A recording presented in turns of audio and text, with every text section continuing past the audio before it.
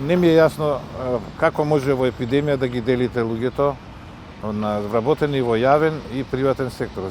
Што ме интересира мене, дали сте вие јавен или приватен сектор. Кога влегам да платам сметка у Телеком, таму не морало да бидат вакцинирани, а у Водовод, бидејќи било под државно, може. Мислам, какви се тие глупости, или се носи закон за сите, или нешто.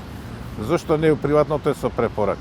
Значи, тоа е една работа. Второ, и Европскиот суд каже за човек кој прави дека може тие да бидат нарушени под одредени услови. Тука треба се донесат мерките по закон. Јас не гледам закон, не сум правник, меѓутоа реков правно, не знам колку е издржана таа мерка. Нешто што е апсолутно лудо и неиздржано е да вакцинирате што туку прележено.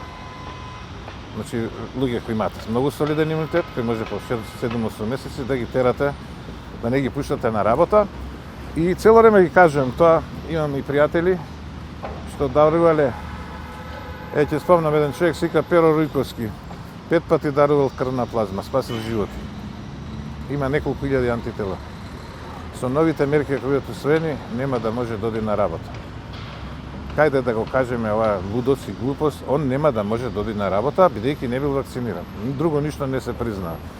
Значи, тоа може да верлаат доколку сакаат, им даваат многу материјал на антиваксерите.